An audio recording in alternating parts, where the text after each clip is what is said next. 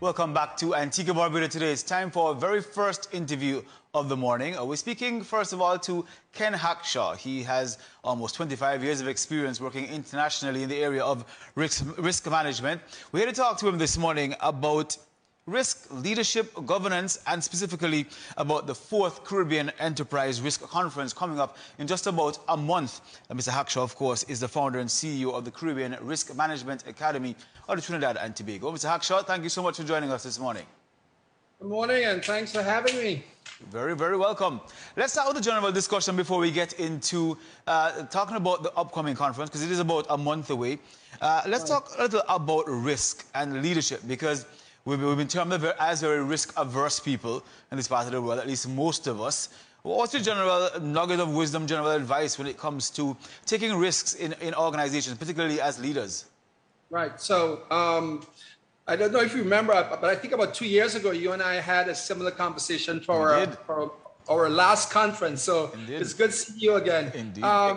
So let me just share something with you. And this is not meant to be, gloom and doom, but for the rest of our lifetimes, the pace of change and volatility will never be the same as it was pre-COVID. There are massive disruptions that are going on now. Think COVID, the pandemic, think supply chain disruptions, think the war in Ukraine, think all cyber attacks that are happening, both in the Caribbean and outside. And so if our leadership, the folks that are currently in leadership, is not prepared to treat with these massive disruptions that are happening and that will continue to happen for the rest of our lifetime, then we are in for a rude awakening. And so organizations are led. So we need people to lead these organizations, to lead us in the institutions that we are working with. So it's incumbent upon, so we talk about risk governance and leadership. And so if our leaders aren't retooled to start thinking differently, to treat with the future uncertainties that are coming around the corner, the Caribbean institutions and the Caribbean islands will be in for a rude awakening.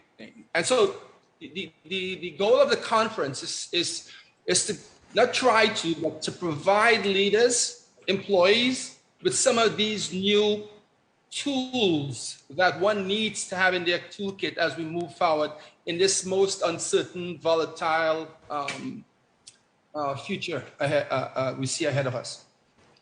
But how do we then convince leaders to be more risk aware, to take on these risks when you're talking about shoring up resources and recovery out of a pandemic? Some are going to say, okay, now it's time for us to buckle down and try to gather ourselves, so to speak. How do you encourage them to take these risks? Well, so two things are most critical. So, we have a mantra at the Caribbean Risk Management Academy that goes like, if you can't think it, you can't act on it. And so leaders can now believe they know it all. They have to, for the most part, try and learn it all, right? Not personally with themselves, but with the folks around them.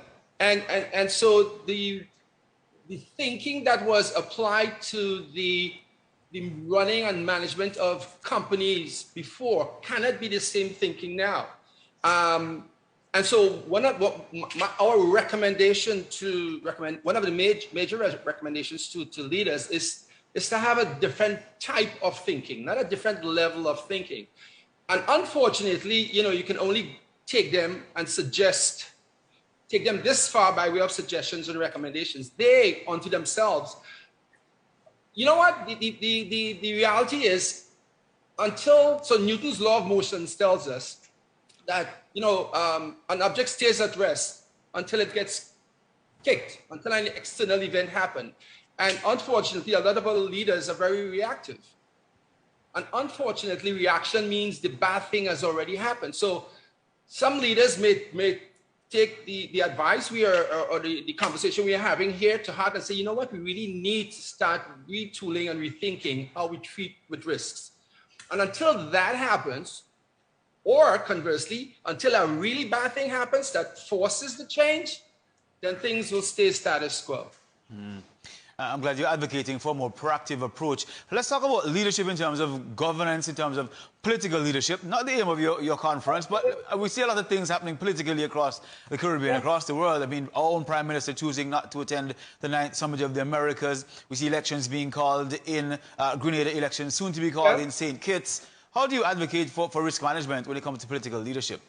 Right, and you could include in that list, Rory, of bad things happening to leadership, the Turks and Caicos leader was arrested in Florida. So, and they're not, so what we're talking about, my good friend, is not for private institutions. It ought to start with the government leaders, because they are by far in the Caribbean the largest employer, they take the largest risks. So why are they not more prepared with that? And the greatest risk to any organization, political, NGO, health, finance, is people, the leaders, because they are the decision makers. And the end all, the be it all, the fatal accompaniment to good risk management equates to good decision making. Yeah, and to your question, and very good question it is what do we need to do to get government leaders from the prime minister down, and there are some good, some good exceptions of leaders who are taking the right approach. But again, it's either a bad thing, an external event, or an external body forces it upon them that say, if you want to get this loan, if you want to do this, you have to do this. Or these leaders, which is usually the last resort, saying, you know what, we really need to do this and get more risk intelligent so we can better run our institutions and our governments and our countries. But it is a tough sell. It is a tough sell. And hopefully, these types of conversations, folks attending the conference will sort of like lead them in the right path. Other than that is Murphy's Law coming on board and saying, a bad thing happens, it happens, and then they react to these bad things. Mm-hmm. But the future is full of uncertainty, complexity, be it weather events, cyber attacks, supply chain, major disruptions. Those things aren't going away. And you cannot treat with these new emerging volatile risks with the same toolkit you had 3, 4, 5 years ago. It's not going to work. How do you move the conversation away from the simple understanding of risk, where leaders just think it's about just taking a chance? Let me just see what will happen. How do you get them to the point where they understand risk as a major issue that perhaps needs to be expounded on in a conference like this coming up? Well, that is the penultimate test of the efficacy around risk management, getting folks to understand the value of, say, enterprise risk management. And there are institutions doing it. There are countries now who are, developing, designing, and introducing legislation around risk management.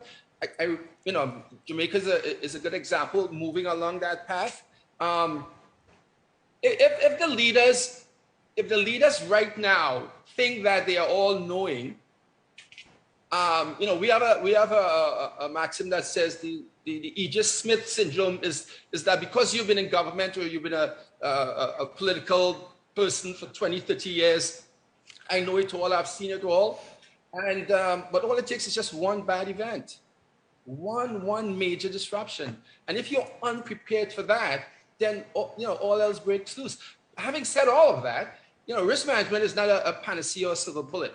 So the analogy that we tend to use a lot is that it's like an airbag in a vehicle. It doesn't prevent accidents from happening, but it does reduce the impact when those accidents happen. So that's, if for no other reason, develop, deploy, train your staff in the things we are talking about, so that not if, but when these bad things happen, the impact to the country, to the people, to your institutions are less than if you had nothing there at all. And that should be the way. Yes, let's jump specifically into the conference coming up now on the 15th of June. It's themed From Vulnerable to Resilient to Anti-Fragile, the New Risk Frontier. Talk to us about how we can register and who you're looking to have attend this conference. Well, You know, the last time you and I spoke, you promised to attend and get some more good information so you could go and share it with your team. So I'm looking forward to having you this time around. And so the conference is hybrid. It's being held at the Radisson Hotel in Trinidad and Tobago.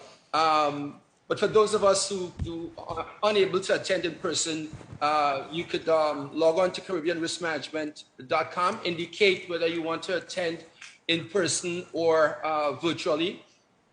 There's a fee associated with those two options, and this is not meant to. It's not a talk shop. We don't do talk shops, and this is not necessarily to make someone aware. This is to make folks to activate something in their thinking that says, "Hey, we need to do this." So it's much more than a risk awareness. This is like risk activation, and so the speakers.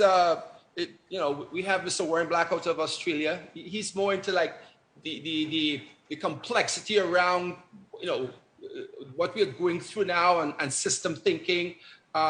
We have Mr. Anthony Severo, who's the CEO of Hitachi Systems out of Canada, speaking to technology risk, specifically cybersecurity.